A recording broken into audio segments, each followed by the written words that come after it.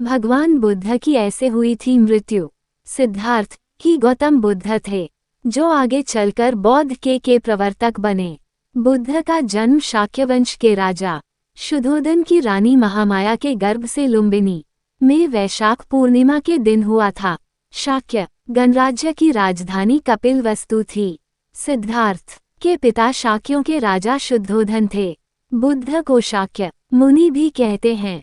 सिद्धार्थ की मां माया देवी उनके जन्म के कुछ देर बाद मर गई थी। कहा जाता है कि फिर एक ऋषि ने कहा कि वे या तो एक महान राजा बनेंगे या फिर एक महान साधु। ज्ञान प्राप्ति के समय उनकी अवस्था 35 वर्ष थी। ज्ञान प्राप्ति के बाद तपस्वी तथा कालिक नामक 2 शूद्र उनके पास आए। महात्मा बुद्ध ने उन्हें ज्ञान दिया और बौद्ध धर्म का प्रथम अनुयायी बनाया। 80 वर्ष की आयु में मृत्यु। गौतम बुद्ध की मृत्यु 483 में पूर्व कुशीनारा में हुई थी।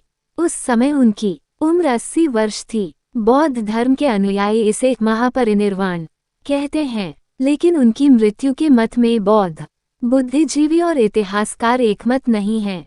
भगवान बुद्ध के अंतिम शब्द, हे भिक्षुओं, इस समय आज तुमसे इतना ही कहता हूँ कि जितने भी संस्कार हैं सब नाश होने वाले हैं। प्रमाद रहित होकर अपना कल्याण करो। ये 483 पू की घटना है। वे 80 वर्ष के थे। मृत्यु पर अलग अलग मत। बौद्ध ग्रंथ महापरिनिर्वाण सूक्त में पाली भाषा में उल्लेखित है, उस वर्ष बारिश से पहले बुद्ध राजगृह में थे। वहां से वे भिक्षु संघ के साथ यात्राएं करते वैशाली पहुंचे। यहाँ पास के बेलग्राम में उन्होंने वर्षावास किया। यहाँ वे बीमार हो गए। स्वस्थ होने पर वे फिर अम्बग्राम, भंडाग्राम, जम्बूग्राम, भोगनागर आदि की यात्रा करते पावा नामक ग्राम में पहुंचे। वे यहाँ चुंद कम्मारपुत्र नामक एक लोहार के आमों के वन में ठहरे। उसने खाने में उन्हें मीठे चावल, रोटी व मदोव दिया। बुद्ध ने मीठे चावल व रोटी तो औरों को दिलवा दिए, पर मदोव इसलिए किसी को नहीं दिया क्योंकि उन्होंने समझ लिया था यह कोई अन्य पचा नहीं सकेगा। स्वयं उन्होंने भी जरा सा खाया, शेष जमीन में गड़वा दिया। इसको खाते ही वे बीमार हो गए थे और उनकी मृत्यु हो गई। न्यू इंसाइक्लोपीडिया ब्रिटेनिका मार्कोपीडिया भाग में उल्लेखित है कि संभव है कि एक ग्रामीण व्यक्ति के घर कुछ खाने के कारण उनके पेट में दर्द शुरू हो गया। बुद्ध अपने शिष्यों के साथ कुशीमारा चल दिए। रास्ते में उन्होंने अपने शिष्य आनंद से कहा, आनंद, इस संधारी के 4 तह करके बिठाओ, मैं थक गया हूँ, लेटूंगा। आनंद, मेरे लिए कुकुत्था नदी से पानी ले आओ। बुद्ध ने फिर उस कुकुत्था नदी में खूब स्नान किया। उसके बाद वहीं रेत पर चीर बिछाकर लेट गए। कुछ देर आराम करने के बाद वह अब चलने लगे। रास्ते में उन्होंने हिरण्यवती नदी पार की। अंत में कुशीमारा पहुँचे। यहाँ उनका कहना था कि मेरा जन्म 2 शाल वृक्षों के मध्य हुआ था, अतः अंत भी 2 शाल वृक्षों के बीच में ही होगा। अब मेरा अंतिम समय आ गया है। आनंद को बहुत दुख हुआ।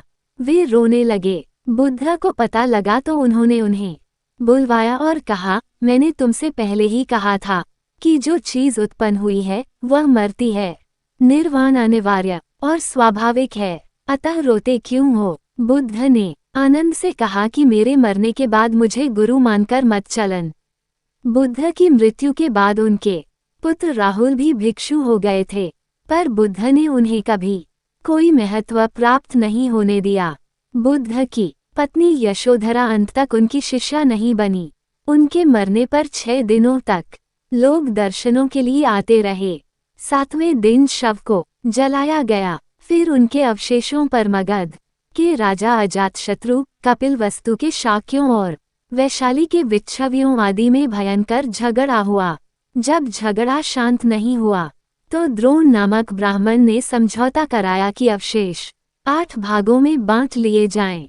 ऐसा ही हुआ। 8 स्तूप 8 राज्यों में बनाकर अवशेष रखे गए। बताया जाता है कि बाद में अशोक ने उन्हें निकलवा कर 84,000 स्तूपों में बांट दिया था।